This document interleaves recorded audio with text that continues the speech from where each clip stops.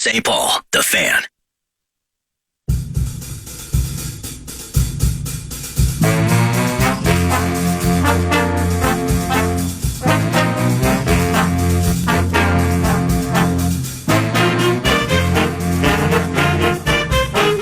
Football Feast. Holy Toledo! Shall we begin? Oh, well. Fire away. You're breaking up, Bob. You're breaking up. Let's go. Let's go, everybody. Let's go. Good morning. Hashtag Faith Radio. PA Charch. I'm a kid, so I call it KFAN.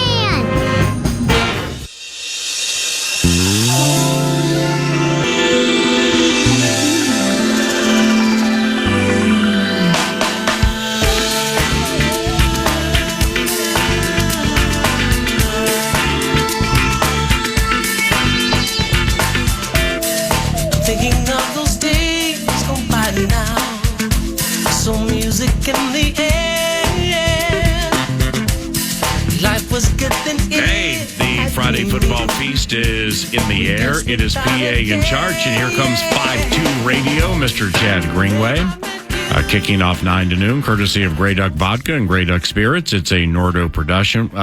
What's going on, Z Halverson? And happy Friday to everybody on a beautiful Friday in the cornfields of the Twin Cities into the NBA All-Star break off the Super Bowl. And here we are. What'd you think of the Super Bowl, Chad? And good morning. And good morning. How about Tom Pelissero being out there? Huh? Yeah, how about that? Good dude. Mm-hmm. Super Bowl was highly entertaining.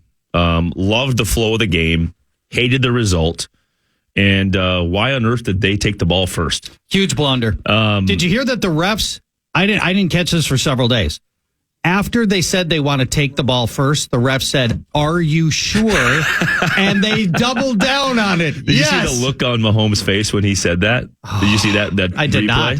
He just like, come on, forget about it. It's amateur hour.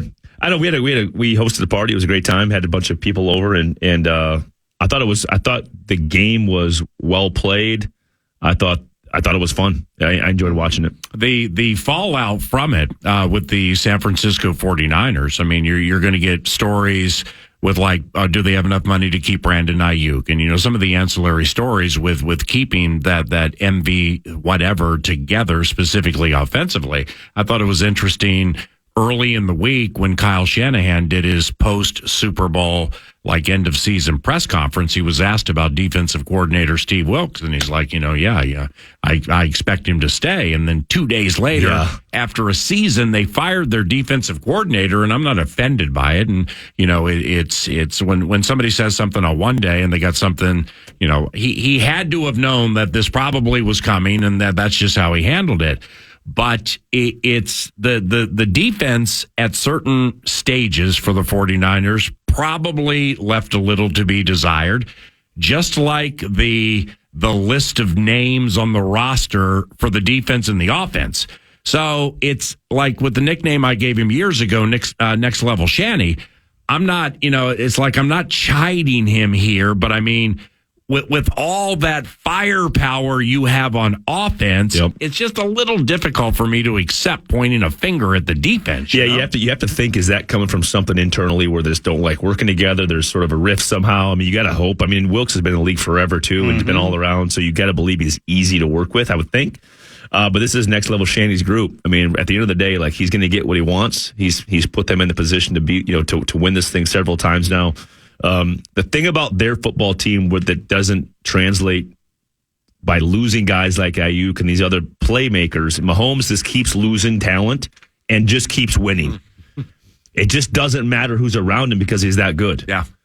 Love Purdy, love what he's done, but he's not that. At least he's not that yet. Right. And but can he be that? I mean, you got to the Super Bowl with him. Can you win the Super Bowl with him? I absolutely. Well, I almost did. Went to overtime. I absolutely think he's a Super Bowl winning. I mean, clearly he's there. He's in a position to do it. I mean, they had the lead. I mean, you name it, he's in that position. Yep. And it's just interesting for it to go that way at the end of a season, though. For him to be put in that position 2 days before he actually gets let go, obviously he knew that question was going to come. He had no idea how to handle it. You can't handle it. It's like, yep, we're going to fire him in 2 days. Like, you can't say that. So the timing of all that puts him in a tough spot because he knew what was going to happen. There's no question about it. Well, I mean, if you view Brock Purdy as a system quarterback, which I think we all do, and like Kirk Cousins, a system/playbook type quarterback, where we've heard it for years, for things to a certain extent with Cousins to go the way you need them to go to win games, you need A to get to B, to get to C, to get to D, and boom, there's JJ from 60. Well, how much do you multiply that with Purdy, who's not as gifted as Cousins? Man, you know what I'm saying? I would just not want to see Kirk Cousins in that offense because I think they'd be dangerously good. I mean, you said this for years. That's his guy. That's Shanny's guy, and he's been that way since the Redskin days, the Commander days now. And it's one of those situations where you hope they don't. You almost hoped Purdy did well enough to get in there where they kind of get conflicted, which is exactly where they're at. I mean, he took. I don't think they are conflicted. No, Purdy's their guy. He's cheap. You got another year at $0 on Purdy. Well, that's the key, right? Is you get him in the perfect spot where you can actually build a team around him, build a defense around him. But we'll see how much Shanny's going to go into the defense here. I mean, like you just said, he's going to keep reloading. But with that around him and the salary part of it absolutely matters. But eventually, Trent Williams will retire. If Brandon Ayuk might be the fifth most reliable component on the offense, but somebody's going to pay him a lot of cash eventually, and he'll probably leave. So that they're not going to be able to keep this thing together, keep this band together the way it is much longer, which means desperate times can lead to desperate measures, which means, hey, let's cut this guy and this guy and this guy because the window might have a season or two left and we need that guy. Trent, can we have a minute to talk about how high level Trent Williams is? Hall of Fame. Yeah, you tell us. He is one of the most first ballot guys I've ever played against. This guy, when he's in space and moving, is as fast as you. Is twice as strong as you. Wow. He's mean. Yeah. In a football way. Yeah. Aggressive. Like Steve Hutchinson. And he talks the whole time. He just knows he's better than you. Wow. And when he came in the league and I saw him for the first time, it was like the first time I saw the creature Cam Newton. I'm like, what is that? Yeah. I've never seen that before. Yeah. But this is Trent Williams was a different animal. And then to see him still doing it and see his story and what he's gone through now and his cancer and everything else is crazy. But there's just guys that come through this league every once in a while that are just different. And he is one of those guys. He's just so talented. Now you'll remember, of course, Kirk Cousins left the Redskins and they got nothing. Trent Williams, remember, everything got turned upside down because he had the cancer and the Redskins were, basically saying he was faking it or something. And they were putting, they handled it so badly that they totally burned that bridge. Do you know what the 49ers had to give up to get a first ballot Hall of Fame left tackle? A fifth and a third. Wow. Come on. That's it. Left tackle. Yes, a Hall of Fame. Doesn't he look like he could play for 10 more years? Yes. I mean, he's still got the mobility. Yeah, Trent Williams, unreal. I don't think I can even put into, for anybody who's out there who's listening and played football before, like when I'm sitting there in my stance pre-snap, and I have I position myself based off the formation in a way to win that snap, right? I got to be in my gap, or I got to take a little bit of an in step to the right or left because I want to make sure I can get to my spot where I got to take on that fullback or whatever. He gobbles up that space so quickly. And it just swarms you, and you can't describe how fast it happens. And I was a pretty solid pro, and this guy was just on it, and you couldn't do anything about it. Well, help me with this. Now, Bryant McKinney, HOF, no. But when Bryant McKinney pushed the button, Bryant would dominate most. So, like with Bryant's size and Williams' size, like when Bryant was really, really, really on his game, like say you tap Nacho and you're like, Bryant's on one today. Yep. He's feeling it. What would that be like? What did that look like? Yeah, him and Hutch. I mean, some days in training camp when things weren't going well and things were, back in the Childress days, especially when everybody was really not looking forward to practice and we're banging again and Hutch is mad and grumpy Hutch. And then McKinney was on one and actually played hard.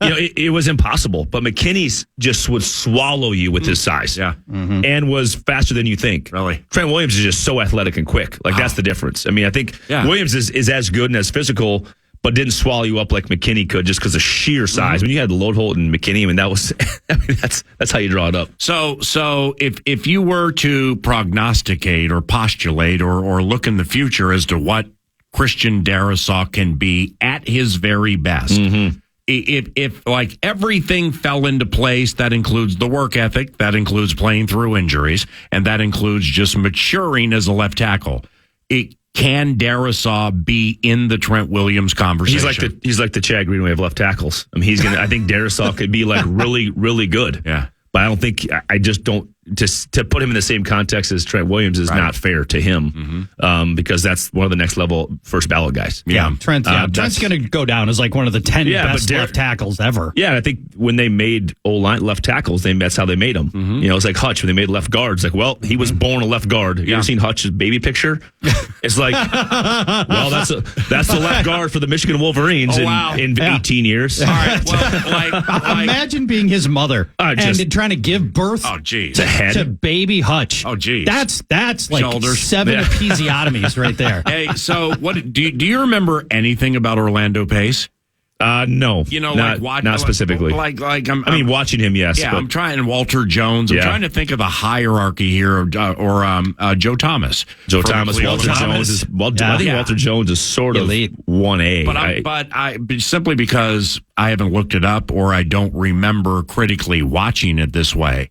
Jones, Pace, like Thomas, were they move guys, or was that power run, vertical pass once they get their hands on you? Thomas was athletic. Thomas and Trent Williams, I feel like, is somewhat of a similar comparison just from an athletic standpoint. Yeah. I can remember him. We obviously started battling back at Wisconsin, Iowa days.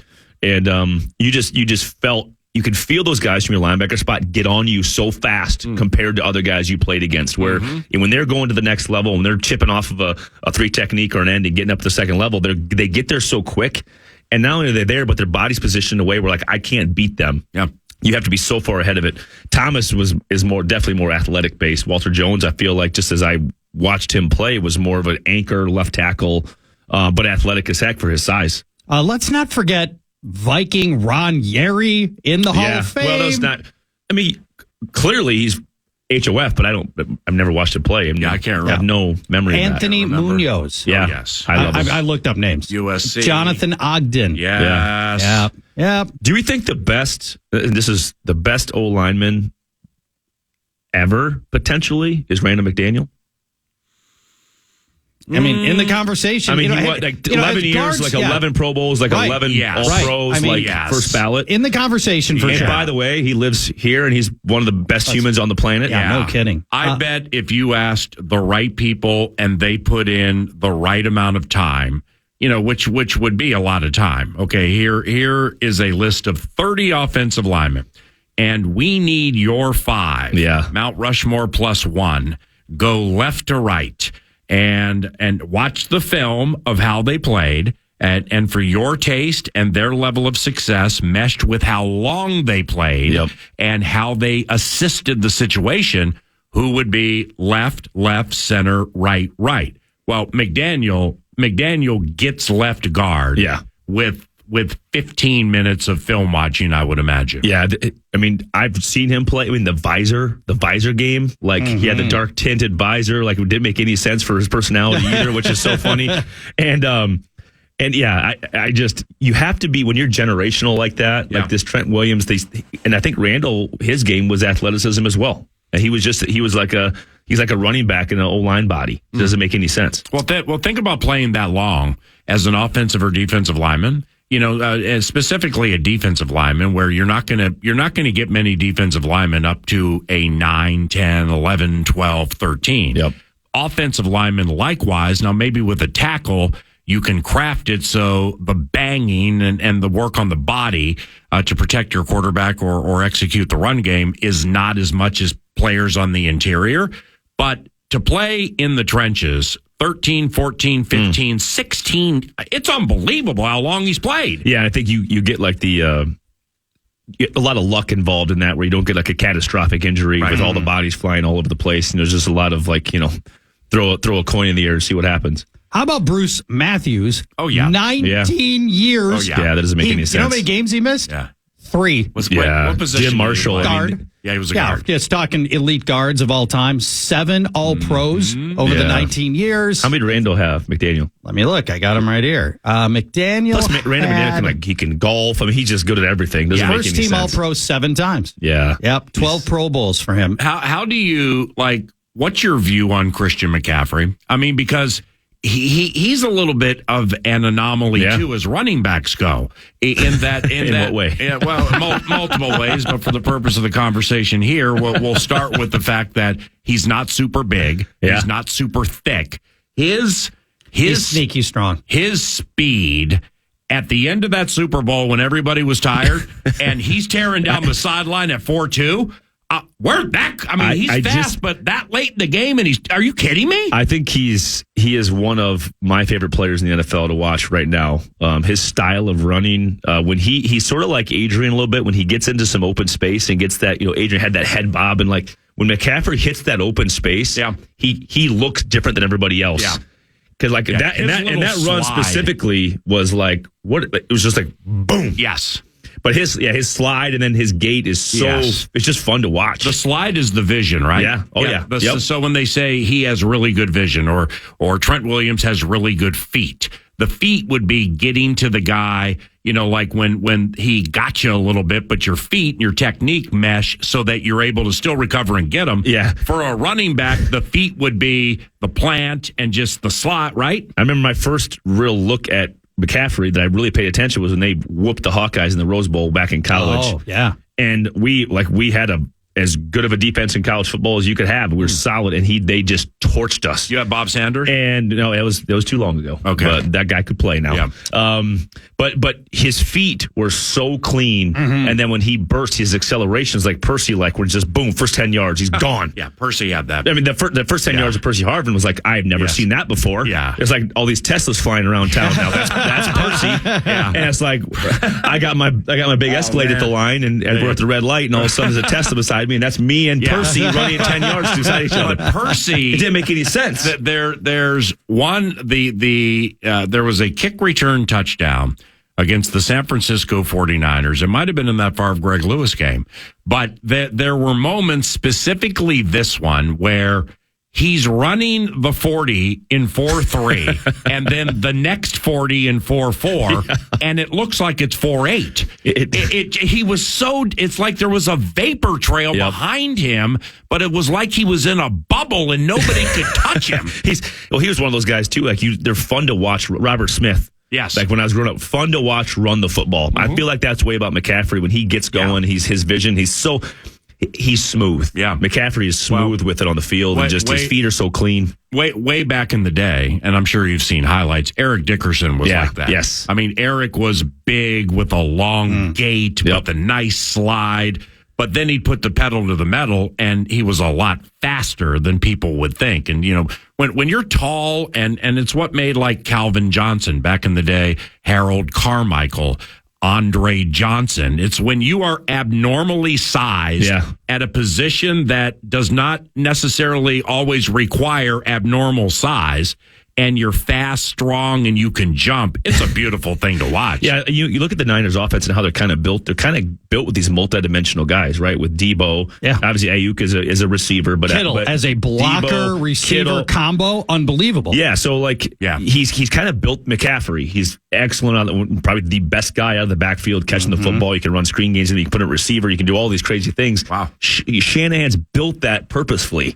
Like this Swiss Army knife of game plan this now. Yeah, right. Now game plan that guy. But see, that also plays into, all right, I mean, the defensive coordinator over blitzed against the Vikings, paid for it, and then had basically a press conference, a few days after the game, apologizing to every 49ers fan in the history of the team. I'm sorry. I mean, I blew it there. I should not have done that. We talked about blitzing this guy at certain times, and in essence, paraphrasing, I went out of body and I did it at the wrong time, and we paid. Okay, so there was that with him, and then you can look at the Super Bowl with Diamador Lenore.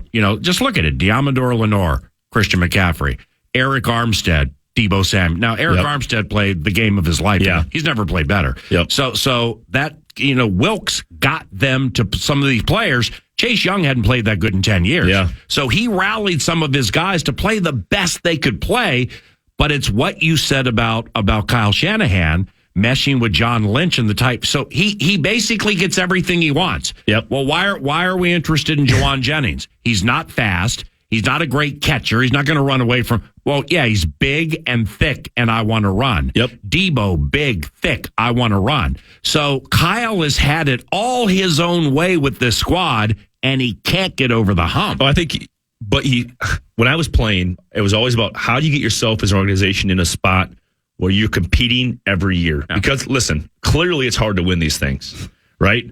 And hard to get there. Yeah, we know. But very well. But Shanahan has consistently put his team, by his setup, in a position to win. And I think even with Purdy and Garoppolo. Yeah, you think about so what do you, yes, you want to win all of them, of course. That's why you start the season. That's why you do it. But if you're constantly in the fight and you constantly have a shot, you're going to win a couple of them. Yep. Eventually you're going to get some, unless you're the Buffalo Bills or the Minnesota Vikings. But a couple, you're going to get a couple. Yeah. And the Niners historically have been exceptionally good over the course of the last, 3-4 decades, been consistent. Mostly. And mostly. Yeah. Think back. That's why I fell in love with the Niners and Steve Young back in the 90s. Joe Montana was, because they're always there. Yeah. And Shanny's doing that. And that, you feel like, how do you get your organization in that position? It's either a high-level coach that understands what he wants and gets the guys there, or a high-level quarterback that consistently can put you in that position to do it. Even defensively, look at the Ravens and the Bucs over the years that won with defense. They weren't able to sustain that for 3, 4, 5 years in a row. Right. Head coaches, you can sustain it, but if you have the right quarterback. Yeah. That's usually the connection. You got to get one guy, if you have one position. Yeah. With a head coach that understands how to build around that guy, you can have sustained 3 to 10 year success. What an elite point with the Bucs. I mean, after the 0-2, they win it. Brad Johnson, fine quarterback, but the bull. But the defense was the identity. Okay, well, things change, and the next time they win it, Tom Brady's the quarterback. Yeah. So, I mean, it's like, wait. Through all these players and everything, then you get Brady. That defense, though. And then it was Which defense was better, the Ravens or the Bucs? Was that 0-0-1, right? They're back-to-back years? The Ravens were front-to-back. Yeah. Unbelievable. Yeah. Where the Bucs had the great defensive line against an offensive line that was just shattered. But see, like the 85 Bears, orchestrated by Buddy Ryan. Yeah. I mean, they ran the 46, however that works. Yeah, that could work in the 80s. Well, what is a 46? I don't know. So they ran the 46, which means the safeties, Plank and Fensick, they covered, but their corners with Leslie Frazier, Jeff Fisher, I think Dave Dewerson. Yep. They're good. But they got on you so fast. Yep. It's like I'm certainly not comparing the 2023 Vikings unpredictability that Flores brought, where week after week we're like, wow, that was different. Wow, that was different. Wow, that was good. It's when you don't, and you know this better than anybody, man. It's when you spend a full week as a quarterback or an offense looking at. You don't know where it's coming from, but then 3/4 of the game, the advantage has gone to the other team simply off deception. Yep. And when you mesh that with the Dents and the Singletaries and so on, and they're just on you from different angles every week. I mean, the 85 Bears for me would be best. Quick story on the 85 Bears is when Coach Singletary was our linebacker coach here with the Vikes. He was honest about perfection and this and that, and always kind of you'd miss a play or miss a tackle or you'd miss a coverage, and he would just be on you. So Hall of Fame, first ballot, he's the guy, right? But those Vikings over at Vikings Radio Network or the Vikings Entertainment Network, they have all the archives of those games. All of it. So Mr. Greenway went through and I pulled 4 or 5 games from the 84, 85, 86 season, Vikings, Bears, and watched Steve Jordan torch Singletary. And I clipped him out. Oh, and I brought him. Because at that point in my career, I was like, whatever, Singletary. That's why we had Long played over you for 5 games. We had a good rapport, good enough where I could bring this up, and all of a sudden at the end of the meeting, say, "Hey, coach, hold on, just got 4 or 5 clips here. I want to show you. I want to show the guys." and I grabbed the clicker from him. Yeah. And when you're in your meetings and the coaches run the clicker and it's bad step, and he watches the same bad step like 30 times on repeat. I'm like, I get it, it's a bad step. So I watched like him take this like lurch step where he misses Jordan. Jordan runs and out and up, and Singletary's falling on the turf with 2 hands down. Jordan catches it and just like, this is beautiful. Oh, geez. The linebacker room went nuts. Yeah. Wow, I love it. The best. That's now, fantastic. Singletary doesn't seem like a guy who would take a joke. It could have went either way. Yes. I was teetering, but he took it well. He was getting a kick out of it. And he's like, where did you find this? I'm like, don't worry about it. Think of the 85 Bears as like a dynasty. Yeah. They won that Super Bowl. Yeah. And they got bounced in the divisional round, and it was basically over. I Yeah. mean, for all the hype of the 85 Bears, where was, they should have been better longer. Yeah. Than So they back were. to our That point. single season defense is the way it needs to be described. Yep. But Right. I think sustainability within an organization is not talked about probably enough, but that's what Shanny's done. Agreed. I mean, and he's done it in maybe a different way than what the Chiefs have done. Chiefs drafted, got lucky, right? Mahomes was the dude. That wasn't lucky. They moved up to go get him. I mean, they Texas Tech. They saw their guy. Texas Tech had produced that same quarterback like 4 times, and none of them worked out in the league. Just to keep everybody abreast of Texas Tech Red Raiders football. That's not they all luck, threw man. for 7,000 yards in college, or wherever it was, some ridiculous number, and none of them panned out. Except for one. Not luck when you go except for trade up to go get your guy. He's playing fast today, boys. Last topic, 2 minutes, you get it all. Hawkeye, for always for you. Caitlin Clark with the Iowa Hawkeyes has broken the NCAA women's scoring record.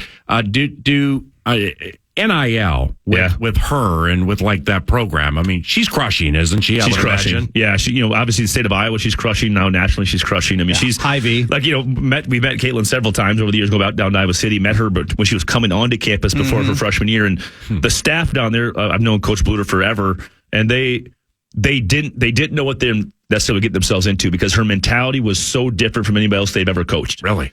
And they like her mentality to win and her competitiveness and the fire, like they didn't know how it was going to go within the team, within how it was all going to work. And I feel like Bluter's experience has kind of pushed her in this direction of helping Caitlin mold that killer instinct.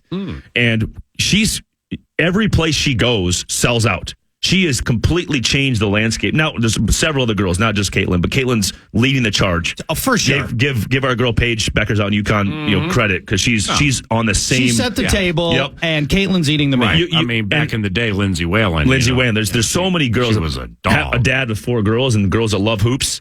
I mean, this is. To watch this inspirational has been incredible. Yeah. And 5 years ago to 10 years ago, there's comments on every social media post about how girls basketball doesn't matter and it's irrelevant and I can't watch it, blah, blah, blah, blah. Now watch me now. I mean, they're filling stadiums everywhere they go, and it's so good. Now I hope it can translate to the professional game. For Caitlin Clark, what happened yesterday? Unbelievable. Yeah. You're 8 points away from setting the record. She scores the first 8 points of the game. Why wouldn't you? And the record breaker is a 35-foot three-pointer. And everybody's like, that's what we expected her to do. How ice cold is that? She's just changed. She's changed the game. The way Steph Curry has changed the NBA and the shooting, like that mentality. Great comp. Literally shifted the landscape of basketball.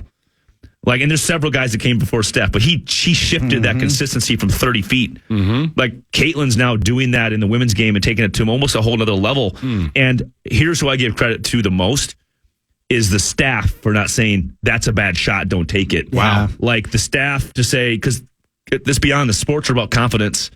And when you know that the people on the sidelines, whether you're a 14-year-old kid or a 22-year-old college athlete or a pro, when the coach has your back to make that play, to make that throw, to make that shot, you don't second guess yourself when you release it. That's nice. That sports to me is like, it's confidence. Yeah. When Mahomes is going to make that throw, he probably shouldn't make, but he's the only dude in the world that can throw it. He throws it. Yeah. Knowing Reed's got his back. Caitlin Clark needed the 8 points. Between her made baskets and her assists, she was in on 79 points last night. Yeah. The most for any single woman player in the last 25 years. Jeez. And she did it in the game to set the record. Good for her. And 79 and she points. had 49. That's nice. Yes.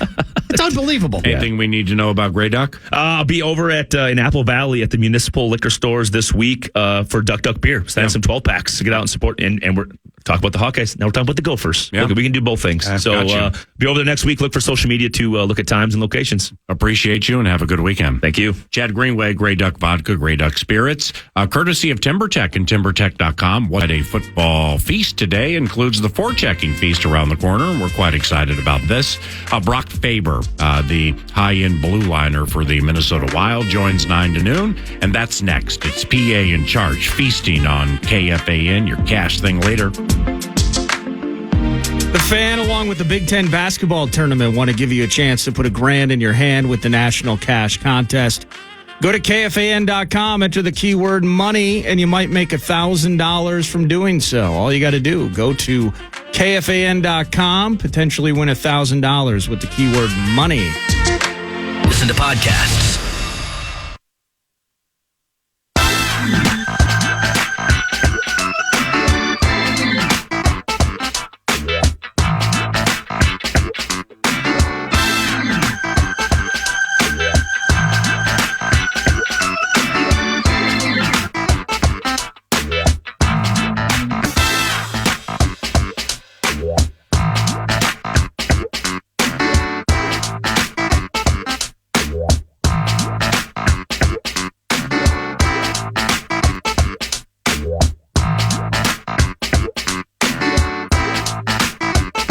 To go.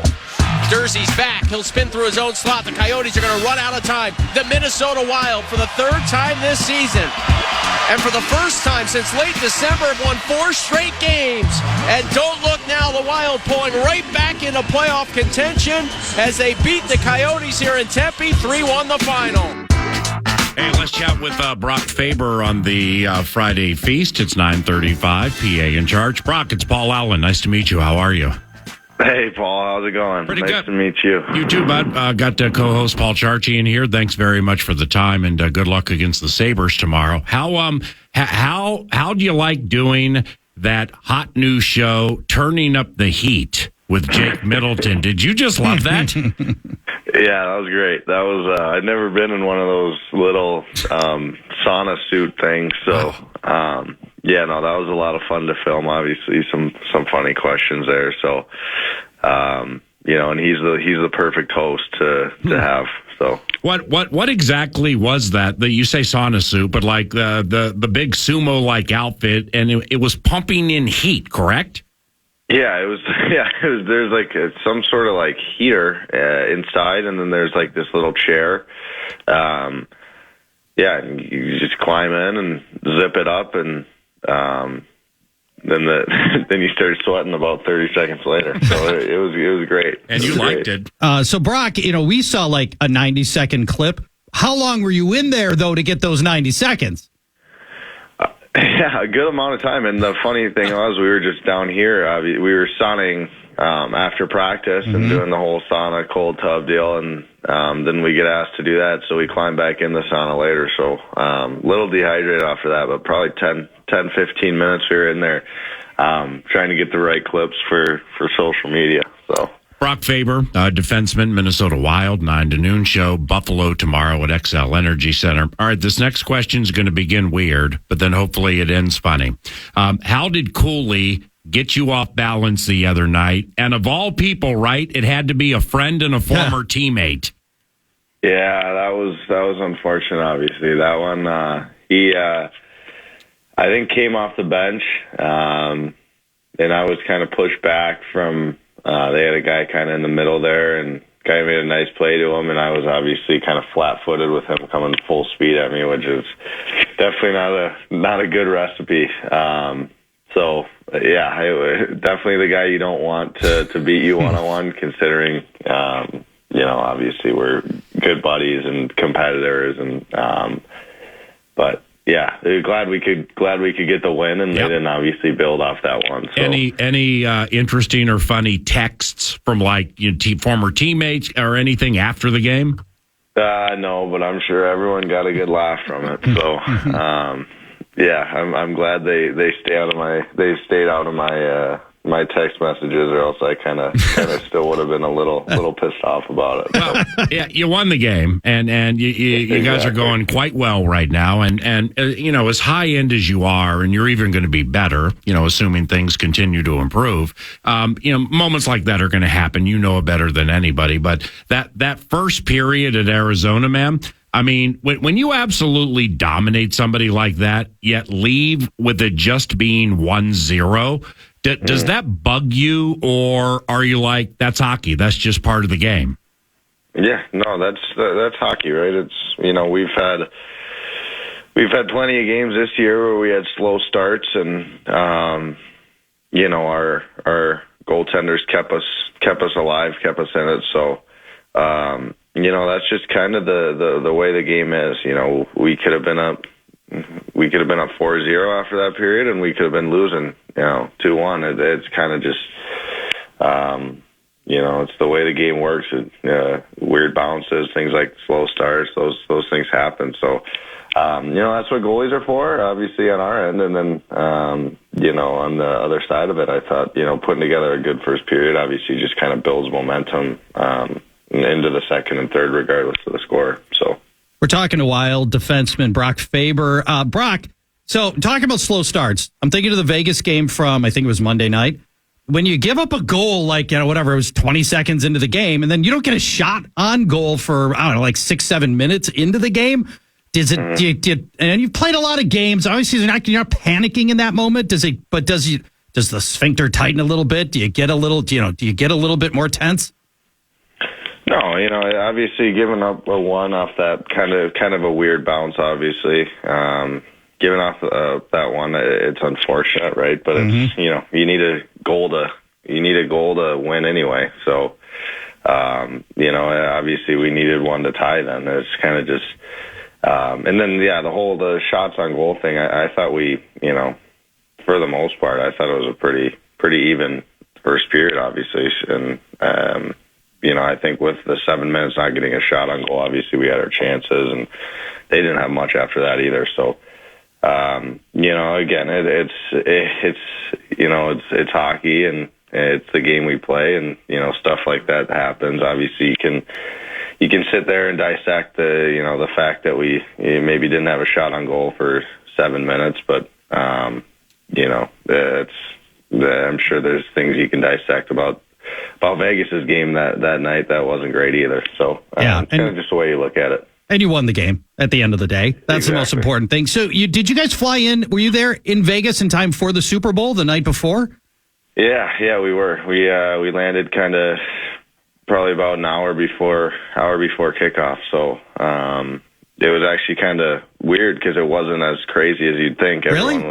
Everyone had found their bar or club or whatever casino that they were watching the game at, or obviously at the game. So the streets weren't too crazy at that time. So we kind of hunkered down in the hotel, and in the meal room had a TV and watch from there. So it was obviously pretty cool to be in the city where the Super Bowl was. Not many people can say they've done that. So, hey Brock, what do you think of this? Former Wild captain Wes Walls, Bally Sports North. I know you know him. He said on this radio show yesterday, you reminded him of Drew Doughty. What do you think of that comp? Yeah, that's obviously a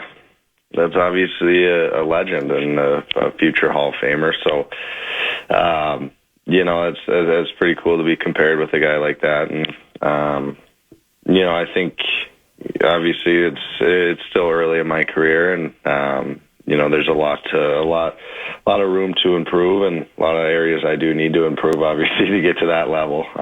But no, that's, definitely really cool to be even mentioned in a sentence with a guy like Drew Doughty. So with Jonas Brodin, Brock, what are some things Brodin does that inspire you? Yeah, I mean, he's just the way he plays the game, right? He's such a unselfish leader on this team, and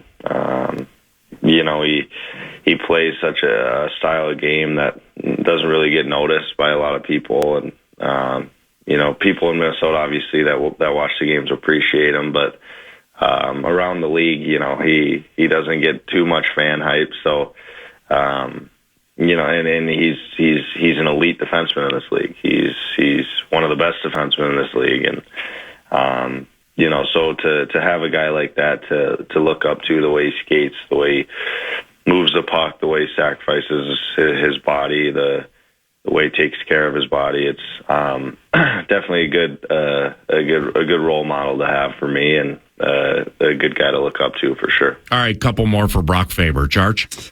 Brock, if I had told you before the start of the season that you're going to be logging 25, 27, 30 minutes a night, what would you have thought then?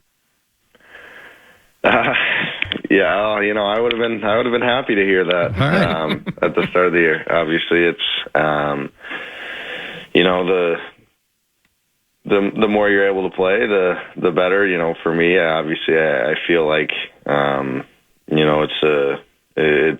real grateful for the opportunity I've been given, and since I've been here, and the trust that the coaching staff has put in me, and has shown me, allowed me to play my game and play my game confidently. So, and obviously I've had mistakes this year. I've had times, I've had struggles this year. I've had off nights, and they're continuously giving me again that opportunity to play confidently, and along with my teammates, allowing me to be myself. And so it's if you would have told me that at the start of the year, I definitely would have been pretty fired up for the year. So obviously just trying to make that push and do anything I can to help this team win. And Brock, in part because of those minutes, you've started entering the conversation for Rookie of the Year, and as I'm sure you know, Connor Bedard is returning. Do you keep one eye on that, or just not really care? No, I'm focused on the Minnesota Wild, and obviously going on a push to make playoffs here. So, it's obviously it's really cool to be mentioned in the Rookie of the Year conversations, and I've heard all about it, and see it on social media every once in a while. But again, there's things that are definitely more important to me, and that's first off, just again, keeping this winning streak alive, and hopefully going on a push to make playoffs. But yeah, again, it's really cool to be mentioned amongst those big names. Obviously, there's a ton of rookies in this league, including a guy I play with, Marco Rossi. So yeah, it's definitely an honor again. But there's definitely more important things for me to end this year that I want. So understood. Last one, Bud. Thanks for the time. Your Golden Gophers now. Nevers and Hugelin scored last weekend. Close got a couple of shutouts against Penn State. And as you know, man, the underclassmen are quite talented as usual. Mm-hmm. Do you think they have a legit shot at housing the title at the X? Yeah, I do. I really do. Obviously, even if they didn't, I would say yes. But no, they. They had a slow start. Obviously, they kind of battled some injuries, and they have a young team. They have two defensemen on the whole roster that are considered upperclassmen. So, it's obviously you're kind of expected to have a slow start. I feel like people don't really understand that. You got 18-year-old kids playing college hockey. So, but yeah, since the break, there's some 9 wins or 9-1-1 or something like that, something crazy like that. So they're starting to figure it out and play some real good hockey. So, and as time goes on, there's going to be growing pains, but, it's definitely, they have the team to do it, especially with closer back there in net. So, I really do think they have a legit shot, and obviously we, support them as much as we can. So. And I know the title game in Tampa Bay didn't go your way last year, but I would imagine that thing was such a meat grinder against Quinnipiac that's going to be one you never forget until you start to stack other things you'll never forget, right? Yeah, I mean it's obviously I've said this a few times. If that night was probably one of the worst nights of my life, the worst feeling I've ever had, and to to be able to sit here and say that that's the worst thing that's ever happened to me is that loss. That's a pretty damn good life. So, I try and look at it like that as much as I can. And, it obviously gave me the opportunity to play here and, make another dream come true. So, it sucks. And I obviously still think about it to this day. And, there probably won't be, many days where I don't think about it, but, again, I'm on the Minnesota Wild now, and I'm fully bought into this team, and again, what I can do to help this team win. So it's a day I'll definitely remember, the good and the positives and the negatives forever. So. I mean, beautifully explained. But I mean, if they do make it to the championship game, you're going to be in. I'm sure you know this, but you'll be in San Jose the night of the. I mean, you'll have to send a pump it up video or something like that, right? Yeah, for sure. Something will have to be done if they make it there. That would be pretty. Well, cool. Hey, stay healthy. Best of luck to you and the squad. You're fantastic to follow. God bless you, young man, and good luck against Buffalo. Okay. Awesome. Thank you guys for having me. Appreciate Thanks, Brock. See you, man. Brock Faber, blue liner and Rookie of the Year candidate for the Minnesota Wild. KFAN, The Fan.